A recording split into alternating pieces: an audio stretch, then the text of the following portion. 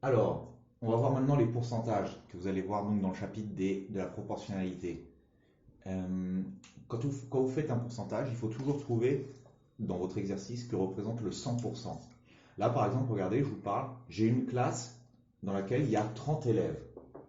Sur les 30 élèves, il y en a 12 qui mangent à la cantine.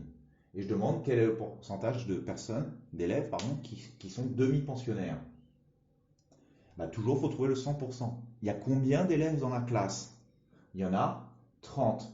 Ça représente le 100% des élèves. Donc regardez, vous marquez élèves, les élèves, vous marquez le pourcentage. Vous savez que 30 élèves, ça représente le 100% des élèves.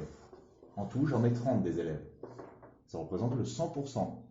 Et on me dit qu'il y en a 12 qui mangent à la cantine. Bah, moi, je voudrais savoir combien ça représente 12 personnes. Bah, regardez, je me mets dans les élèves 12. Et je voudrais trouver le pourcentage que représente 12. Je sais que 30, c'est 100%. Bah, 12, je voudrais savoir combien c'est.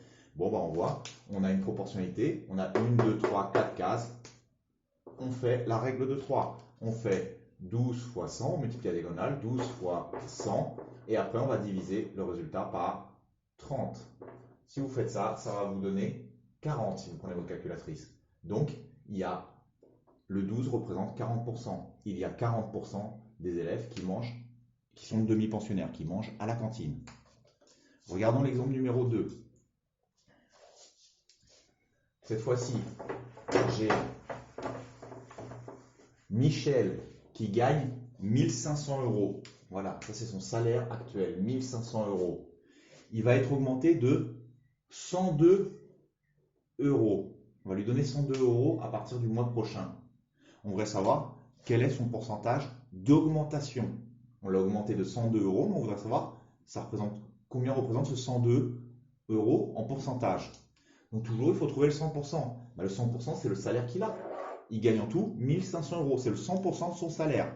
Donc vous marquez, regardez, les euros. Vous marquez ici le pourcentage. On sait que 1500 euros, c'est le 100% de son salaire. Il gagne en tout 1500 euros.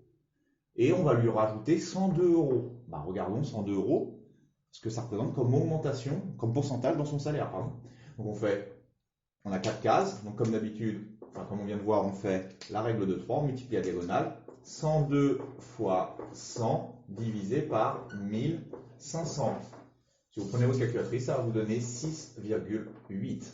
Donc ça veut dire quoi? Que 102 euros, ça représente 6,8 de son salaire actuel, 6,8% pardon, de son salaire actuel. Donc il a une augmentation de 6,8%.